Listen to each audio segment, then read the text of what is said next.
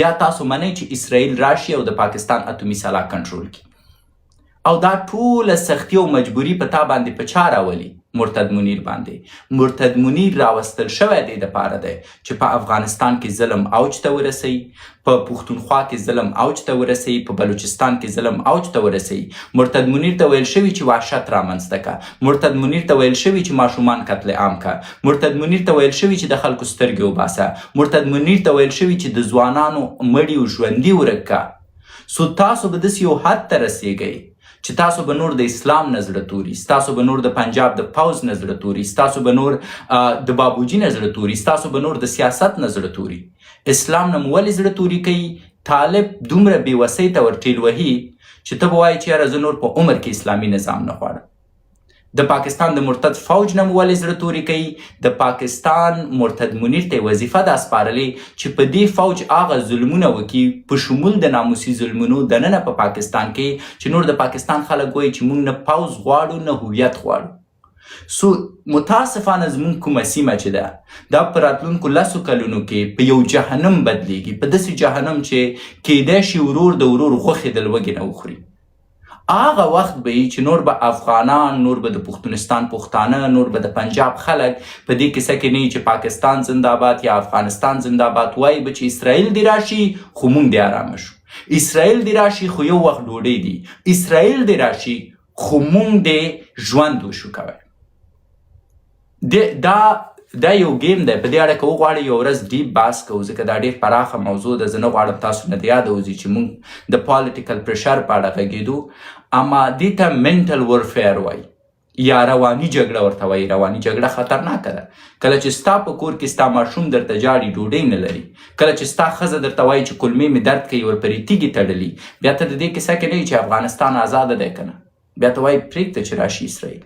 سو پاکستان، بلوچستان، پښتونستان او افغانستان کې دا لوبه دوام کولی شي. او تاسو باید پوه شئ چې طالبان د دې د خاطر راوستل شوي تر څو یو طرف نه دو بېوسۍ کې پاتې شي چې ستاسو د اسلام نه زړه تور شي، او د بلې لوري نه د پاکستان د مرتد فوج ظلمونه په پښتونستان او په افغانستان کې اوج ته ورسیږي. او په دې اړه باید طالبان اقدام وکړي. دوی باید پوه شي چې فکري جګړه څه ته وایي.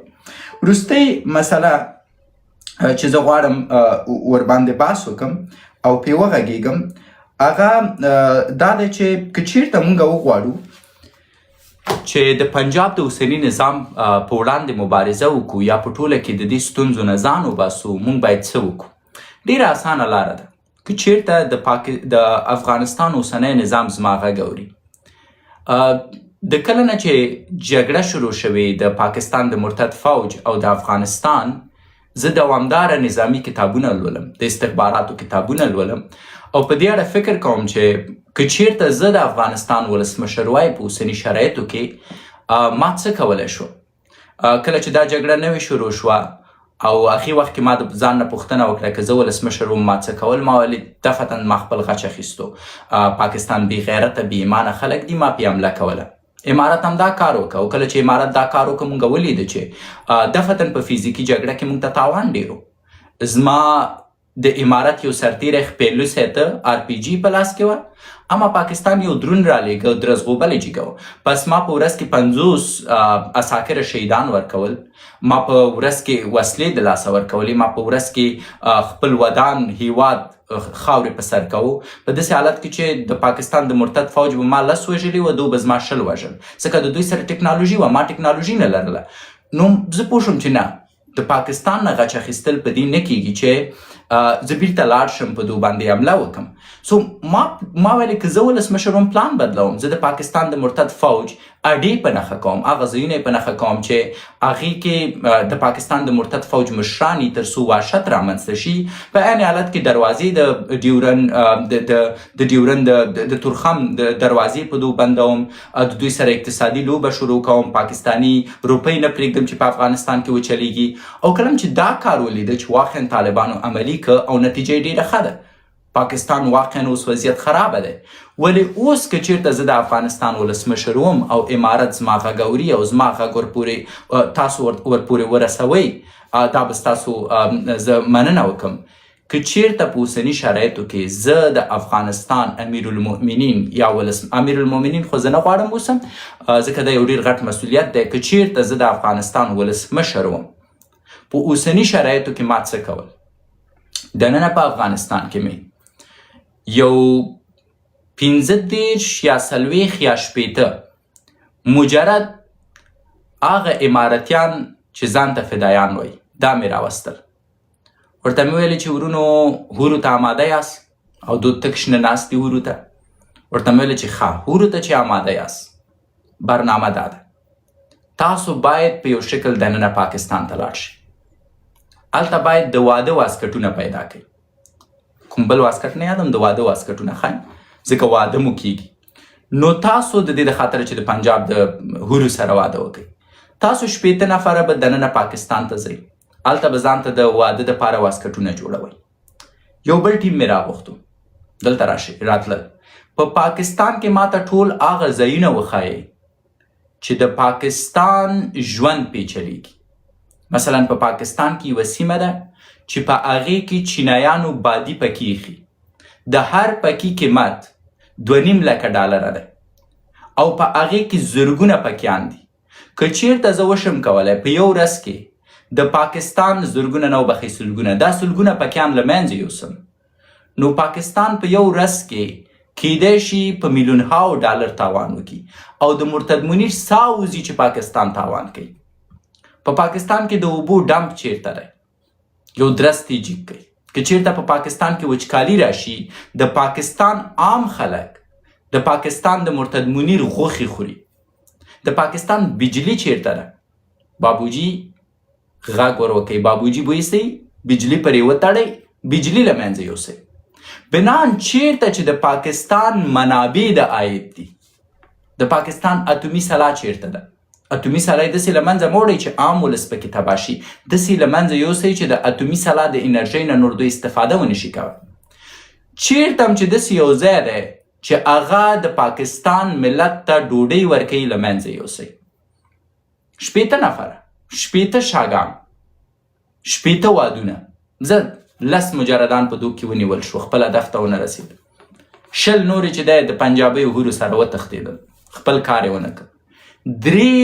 30 ستر اهداف تاسو په نښه کړه. د پنجاب عادي اسکر مو ونه وژه د پنجاب عام ولس ته مو تاوان ونه رسوه بلکې انفراستراکچر هغه ځایونه مو د پنجاب په نښه کړه هغه ځایونه مو د مرتد فوج په نښه کړه د کومو ځایونو نه چې دوی تغذیه کیږي. پاکستان کې ولږه الریډي فوج کې ده. ته یې برق ورکته که ته یې د تیلو ذخیره ور ووهه ته یې د اوبو بند له منځه یوسه. زه وګورم چې دوی څومره تا سره بیا مقاومت کوي. زه وګورم چې پاکستان د لوږې مري که نه. زه وګورم چې عام ملت د مرتد منیر وینې څکي که نه. باید موږ د ایران نه زده کړو. امریکا سره ځان وهي ضرورت نه لري چې لاړ شي سپینې ماڼۍ باندې حمله وکړي. امریکا موزایل ولي د 1 میلیون دوی درون ورولي اما داسې ځای ولي چې هغه خطرناکه ځای دی. ځکه خو ټرمپ بیچاره په غوسه وویلې چې په ایران کې پرې نږدئ. چیرته چې د ایران د تیلو ذخیرې دي له منځه یوسئ. چیرته چې د ایران پل دی له منځه یوسئ. چیرته چې د ایران هغه ځای دی چې ایران ته ګټه رسوي له منځه یوسئ. د کراچۍ بندرګاه ده. د کراچۍ بندرګاه که چیرته له منځه لاړه پاکستان په 3 ورځ وږی ناست دی. پاکستان ته نور چې دی د سمندر د لارې تګ راتګ نشته. سو داسې نه دی چې موږ دا جګړه نشو ګټی. داسې نه دی چې موږ خپل غچ نشو اخیستی. هغه وخت موږ خپل غچ کې اخیستی شو هغه وخت موږ دا جګړه ګټی شو چې موږ سیاسي پرشرایز پرېږدو. د طالب سره د جنګ کولو په ځای طالب ته هغه مشورې ورکو چې هغه پوه شي چې لاره څه شی ده. ما په فیسبوک کې چې کومه خبره کړې دي ملایانو منلې. یو د مکتب خبره نه مني خدای دې غرق نه کړي. ډېر غلط. د مکتب په خبره کې وړاندې دي کاڼه دي نه اوري. سمون بکمن عمي فاون لا یرجعون.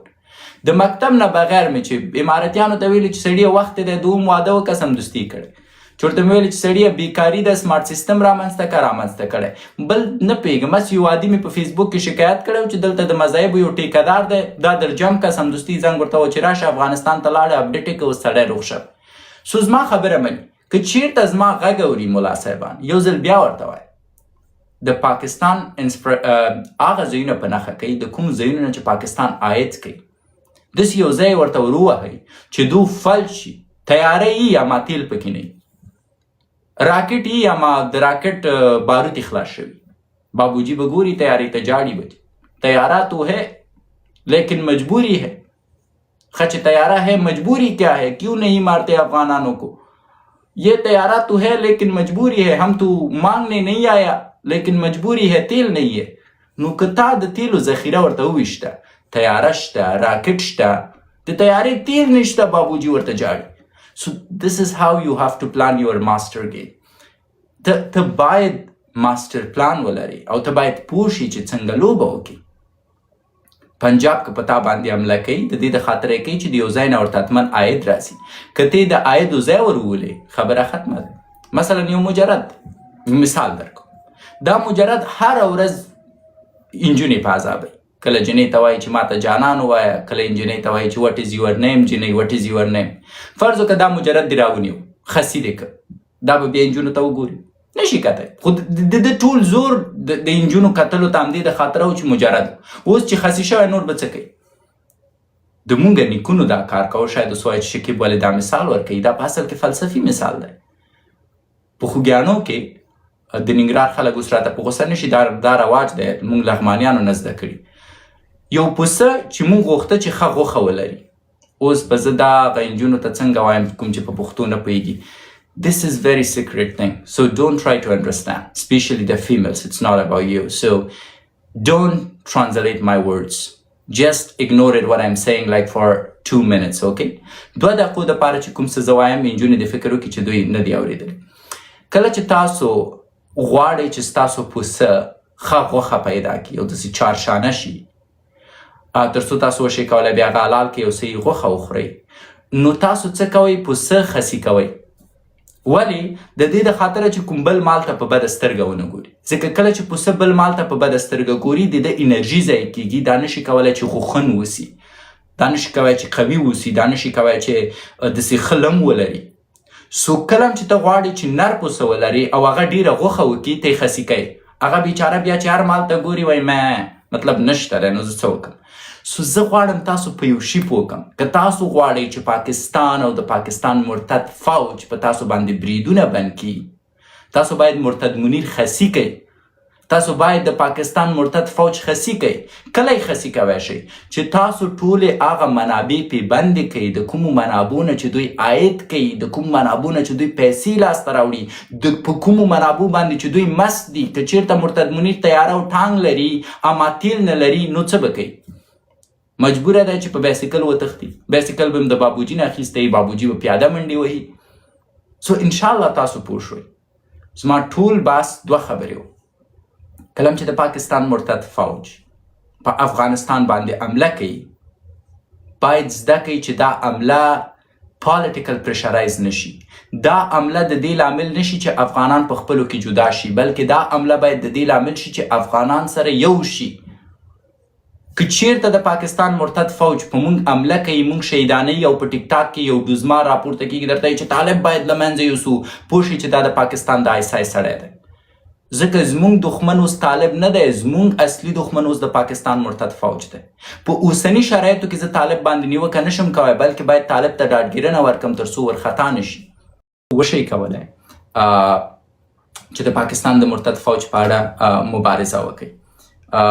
باقی خدای پاک دی ولی الله ته مبارک کی د هغه جنۍ ژوند مه خرابوئ که چېرته دوراني کوله خو طلاق کوله به نه اوس چې ولی الله ویلي چې زه د ماشوم ساتم زه در سره واده کوم خدای دې ولی الله ته اجر ورکړي هر انسان دغه زړه نه لري چې یوه کونډه خپله کړي سیاست چې دی باید ونازول شي سیاست باید چې دی وساتل شي او دا د ولی الله غیرت ښیي چې د یوې کونډې سره واده کوي زه شخصا ناظر یم ولی الله ته ګلپوش کوم خپل موټر مې ښایسته یو سوپر کار لرم سپورټي موټر دی موډل هم ډېر پخوانی نه دی 2023 کال دی نه وایم چې کوم برانډ دی ځکه نه غواړم ځان ښودنه وکړم اما دا موټر دی په ما ولي الله ګلپوشومی درته زه ګلانو سره زه درځم ښایسته ملایان پیژنم یو ملا زه درولم نور در سره داسې واده باید وکړم چې درې کړم یا یې در سره وشم کولی د تا پوره جوړم په ما د شاتو لباس د خورکۍ هم په ما مطلب مشکل نشته که ته ورسره واده کوې زمونږ خور ده د هغې کالیم زه درته کوی شم د تا کالیم زه کوی شم موټر هم درته ګل پوشوی شم ملا هم درته راوستی شم او د زوی د آیندې دپاره یې درته تر $6,000 هم درکوی شم چې د هغه په تحصیل یې ولګوئ ځکه دا یو ښه ګام دی تر څو مونږ خلکو ته یو پیغام ولیږو چې که چېرته ولي الله غوندې مشهور انسان کوی شي د یوې کونډې لاسنیوی وکړي او د یوې کونډې ژوند خوندي کړي نو باید مونږ ځوانان هم زده کړو که چېرته تاسو مجرد یاست کونډې وکړئ په دې کې مشکل څه دی که چېرته ته د یوې کونډې لاس نیسي او د هغې د اولادونو لاس نیسي دا هم ثواب هم خرما ده مطلب ته به څه شی کوې غوږونه به کاڼه اچي دراني ته زه هېڅکله دا نه وایم چې ما نه تمه ولري چې زه به درته څه شی ونه وایم ولاکې یې پرېږدم کله هم چې راته اوس صبر وکړئ ځینو ویډیوګانو کې به یې لږ لږ اچوم لکه د ولي الله خندا چې اچوم ایډیټرانو ته مې ووایم اما څومره یوه هفته دوه هفتې یوه میاشت دوه میاشت بالاخره دا خبره ختمي د ولي الله د دراني دښمني ده څومره وخت ده اول کې څالو څه درز وغوبل اوس ولي غلی شوی خپل هاست کوي خو درز په منځ کې ښځه د دراني وتښتېده ولي ته بیا خدای ورکړه نو خو که د دراني ښځه نه وتښتېدلې ولي خو غلی و خو مه کوه داسې یو څه چې خلکو ته ګیر کې ورشي ولې کوې ښه که د شخصي ښځې ته زنګ والی و چې ګوره ښځې لایف ته راشه مه وایه چې د دراني ښځه یم خبره به حل وه نو کله چې ته خپلې ښځې سره یو مشکل شخصي نشي حلوی او هغه رسنیز کېږي هر څوک پرې غږېږي هر څوک سو هېڅکله مه پرېږدئ چې ستاسو مشکل دومره غټ شي چې هغه ټولنیزو رسنیو ته راوځي او دا نصیحت مې یوازې د دراني مینهوالو ته و کنې ما نه غوښتل